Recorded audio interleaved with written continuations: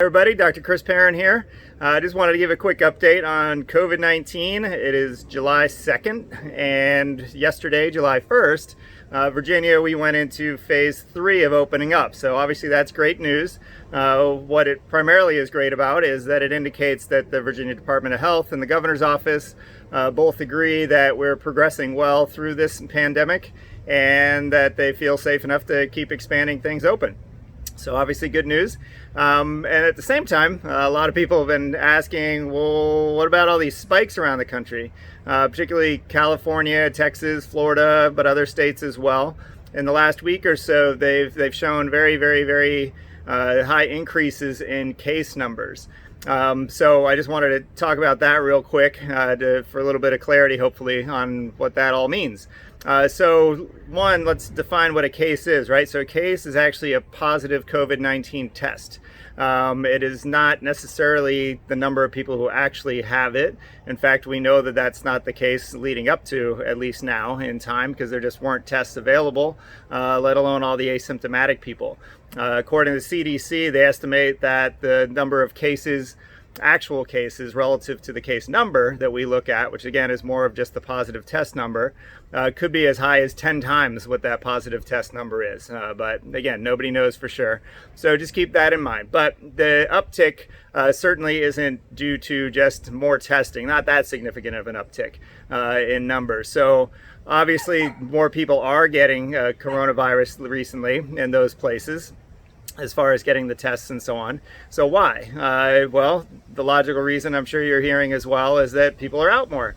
So as states have opened up, obviously people are out more, and well, the coronavirus, this COVID-19 is really contagious, which is the whole reason why we've been doing all we've been doing, and social distancing and all the things you know. And so when we come out, the virus is still there. And that's kind of the piece that I don't think has been made very clear. It was initially spoken about by Dr. Fauci and all of them initially. I'm not saying they think differently now. I just don't hear them talk about it as much. But the reality is that the flattening the curve, the staying at home, that doesn't make it go away. What it does is it decreases the influx of patients that need to be hospitalized. All of the stuff that we've done has all been towards trying to limit the hospitals from getting overrun. And obviously bad things could happen if there's just not a bed in the hospital. That'd be a pretty sad reason for somebody to not do as well versus having enough space. So what it's also done is allowed us to have continued time to figure out exactly who it affects, treatment protocols, things of that nature. So obviously buying time is a positive thing just for information's sake and using that information.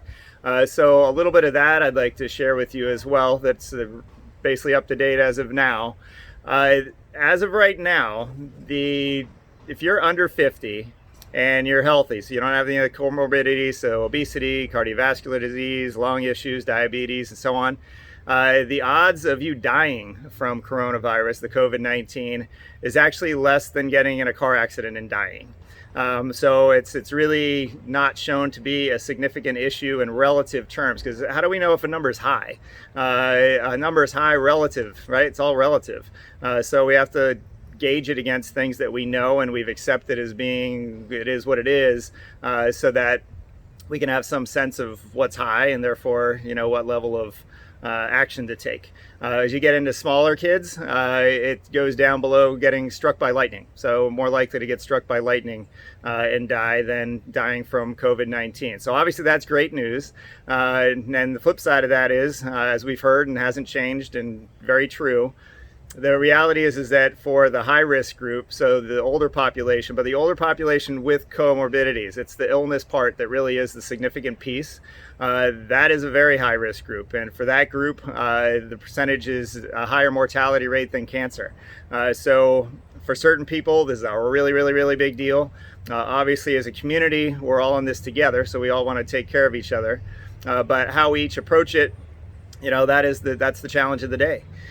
So what the governors are all having to do, every state, and Governor Northam included, is it's not a matter of making this thing go away. It's an analogy I came up with is kind of like digesting your water spigot, right? They just want the flow to be at a controlled pace. And therefore, again, not overrun things, but it's something that does have to run its course. Herd immunity really is the only way through any virus disease process in this sense, because it has to run out of homes to run to. And so that takes about 60 to 70% of the population to reach that level. And so good news is we know who it doesn't really harm. The good news is we actually do know who it really does harm, and so appropriate precautions for both groups should be taken, and I mean that more on the high risk side. That doesn't mean people under 50 shouldn't care. Certainly you should. Should we wear masks at the grocery store in places we're going to be within 6 feet, especially for more than a moment with total random strangers? 100%, sure.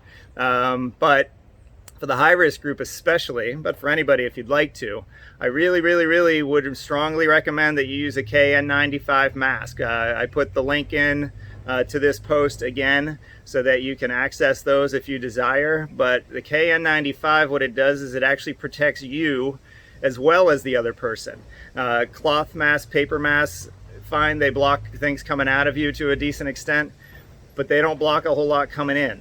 So if you're high risk or you're around somebody that's high risk, I strongly recommend getting a mask that actually does something. That's just wise protection as far as I'm concerned, a very minimal expense. They're not expensive. So if you're gonna wear a mask anyway, wear a good one. That's kind of my thought for the day.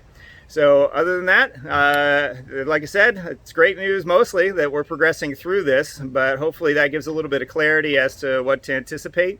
Will we have a spike here in Virginia? Maybe. It wouldn't surprise me because, again, it does have to run its course, but by no means is that guaranteed. So nobody really knows.